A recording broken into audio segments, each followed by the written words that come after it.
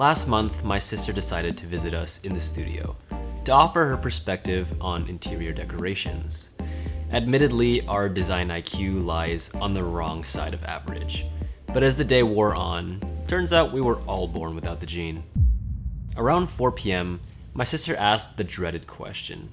The question that can tear apart the happiest couples. The question that causes unrelenting anxiety. The question that so many of us ask every day. What should we do for dinner? It was a seemingly harmless question, one that both Mike and I instinctively answered.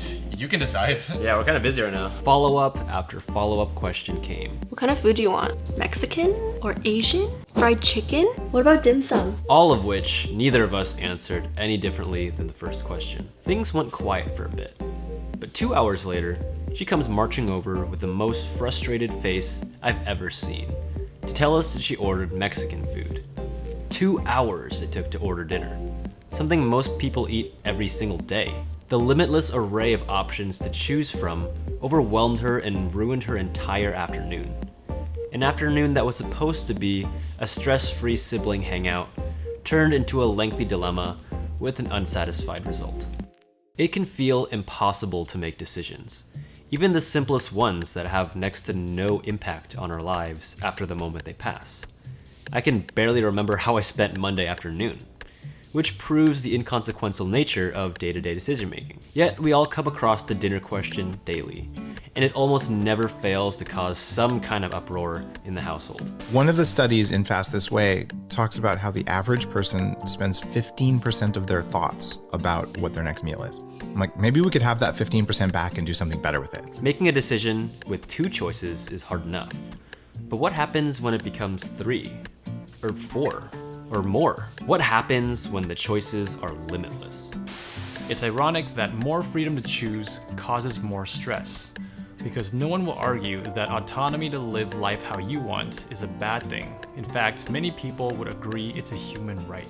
Having control to make your own choices ultimately leads to a happier life. This is what makes sense, but unfortunately, it's not what actually happens. So a few days after the dinner fiasco, we decided to investigate the psychology of decision-making. Barry Schwartz, author of The Paradox of Choice, explained how more choices can cause more suffering. One of the earliest studies to confirm this idea was the famous jam study in 2000.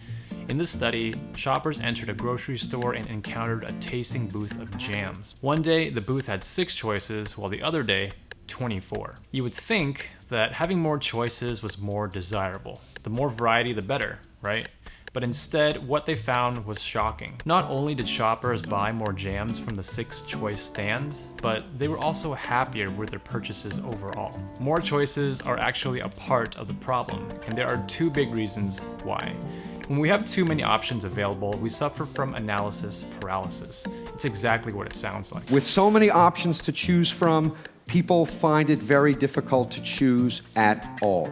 There's too much to mull over, causing us to literally freeze and not take any action at all. My sister experienced this firsthand when ordering dinner that day.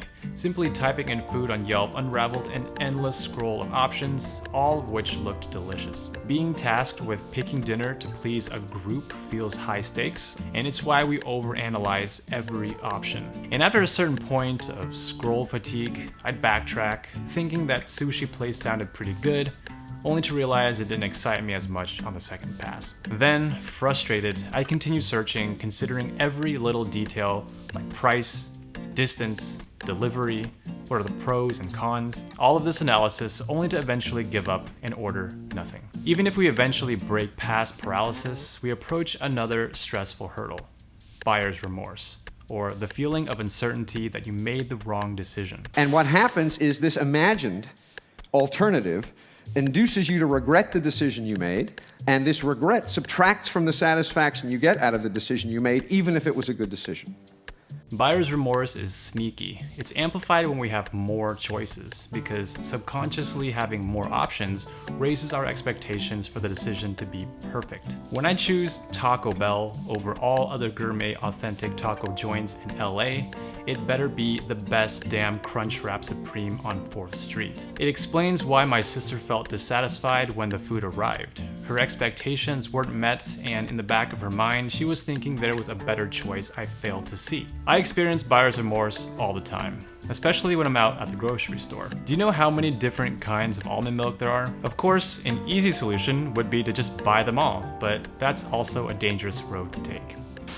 Point being, more variety causes us to doubt our decisions and increase the expectations for making the right call. It shouldn't take 2 hours to decide on anything as routine as dinner. How much time had I lost over the years to analysis paralysis that I could have spent doing more important things? With this realization, we had to make a change. So we developed a system to overcome the turmoil of indecision. First, set rules. If the problem is too many, well, make it smaller.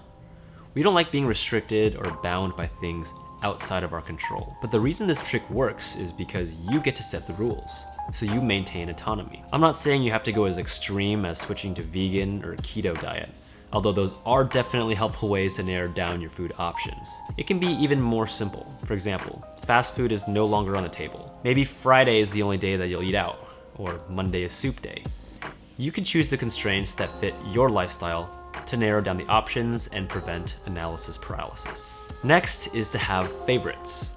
Select your tried and true favorites and place them in an easily accessible location whenever you feel the stress of decision making. I do this pretty regularly when I'm at the grocery store and wonder what I want to eat for the week. Instead of aimlessly wandering every aisle to see if any ingredient sparks my interest, I'll first add all the items from my favorite recipes into my cart.